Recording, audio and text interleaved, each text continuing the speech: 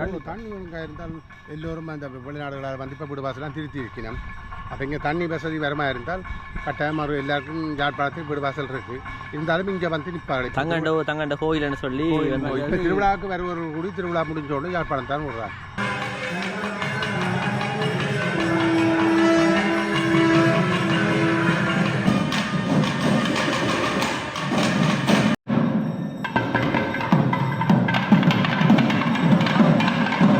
Hello guys, நாங்கள் பார்த்தீங்கன்னா யாழ்ப்பாணத்தை புங்குடுதீவு போகுது நினைக்கிறேன். இங்கே இன்றைக்கு விடியக்காலம் 12வது திருவிழா நடந்து கொண்டு இருக்குது. 12 தவில் வித்வான்கள் 12 நாசர கலைஞர்களோட இசை நிகழ்ச்சி இருக்குது. அது மட்டும் இல்லாமல் பார்த்தீங்கன்னா இன்றைக்கு 12வது திருவிழா மிக சிறப்பாக இந்த இடத்துல நடைபெற்று கொண்டிருக்குது. அதுதான் கைஸ் போய் பார்க்க போகிறோம். வாங்க கைஸ் வீடியோக்குள்ளே போகலாம். இந்த வீடியோ என்ன மாதிரி அமைதுன்னு சொல்லி பார்க்கலாம். இந்த இடத்துல நிறைய வாகனங்களை நிறுத்தி வச்சுருக்காங்க. இவ்வளோத்துக்கு அழகாக இந்த கடற்கரை இருக்குன்னு சொல்லி கடற்கரைக்கு பக்கத்தில் நிறைய சவுக்க மரங்களை கூட நட்டு வச்சுருக்குறாங்க. இப்படி எங்களை பார்த்தோம்னா இதில் ஒரு கேண்டீன் ஒன்று இருக்குது. பெரிய கேணி கூட இருக்குது இந்த இடத்துல. இன்றைக்கு மஞ்சம்ன்றதால அதுக்கான ஆயத்தப்பாடுகளும் நடந்து கொண்டு இருக்குது. அங்கே பாருங்க தேர் எவ்வளோத்துக்கு பிரம்மாண்டம் இருக்க சொல்லி தேருக்கு பார்த்தீங்கன்னா பெயிண்டுகள் எல்லாம் அடித்து வச்சுருக்காங்க. அங்காலையும் பாருங்க தேர் ஒன்று நிற்குது.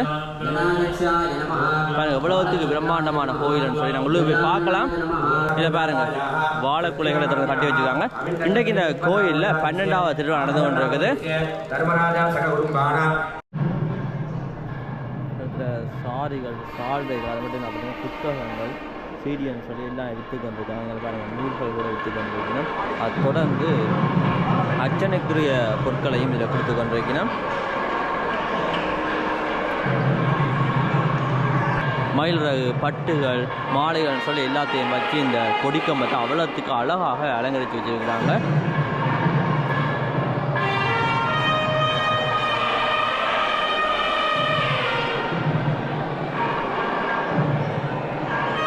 தொடர்ந்து பூசை நடக்குதா போய் பார்க்கலாம்.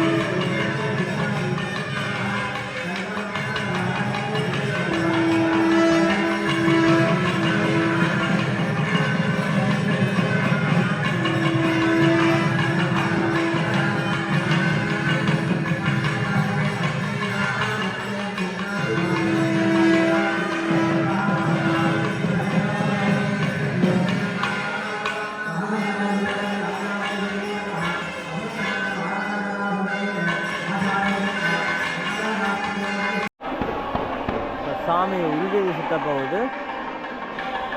அதை பாருங்க ஒரு அம்பரா கற்பூர சட்டியோடு எடுத்து வச்சிருக்கிறான்.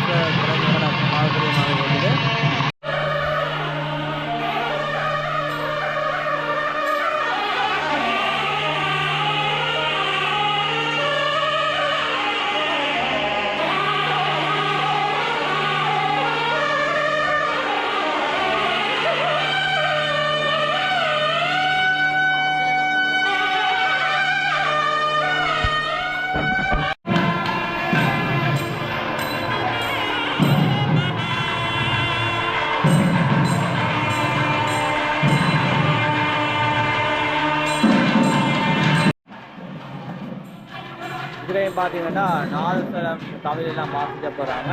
இந்த கோயில் அளவை பாருங்க எவ்வளோ பெரிய கோயில்னு சொல்லி.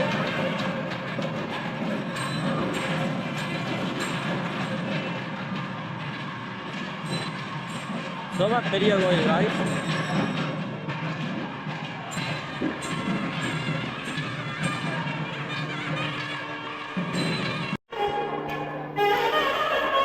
நிறைய நிறமா வாத்தியங்கள் இசைச்சு கொண்டிருக்கிறதால மக்களோட களைப்பை போக்குறதுக்காக இந்த சோடானை கொடுத்து கொண்டிருக்கிறாங்க.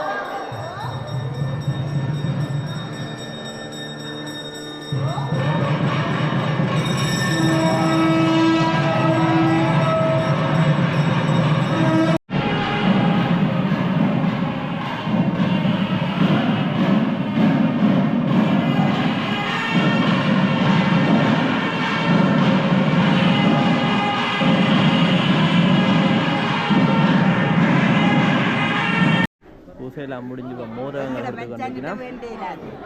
அதோட நீங்க ராதா கண்டு நீங்க மச்சான் நான் வாங்க நீங்க சாமி மோதம் கூட இருக்க போயிருக்கேன் ஐயா 2 தான் 6 2 தான் ஓகே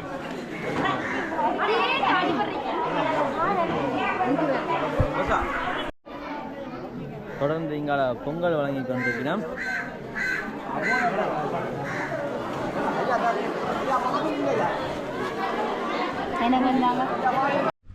வணக்கம் எல்லாருக்கும். வணக்கம். எல்லாரும் புங்குடு தீவா? புங்குடு தீவா எத்தனை பட்டாரம்? 10 ஓகே. இந்த கோயில் கட்டி முடிய எவ்வளோ காலம் சென்றது? 2018 தொடங்கினது.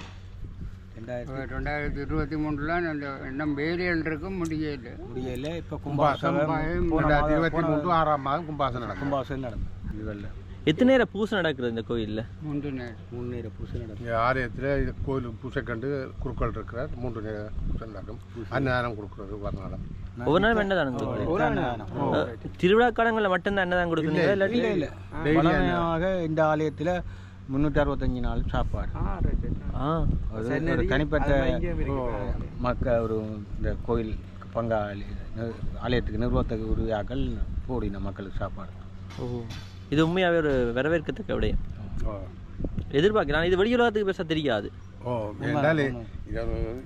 இந்த ஊருக்கு புங்குடுதியில் இருக்கிறபடியாக இந்த ஆலயத்தின் மகிமை சில பேருக்கு தெரியாமல் இருக்கலாம்.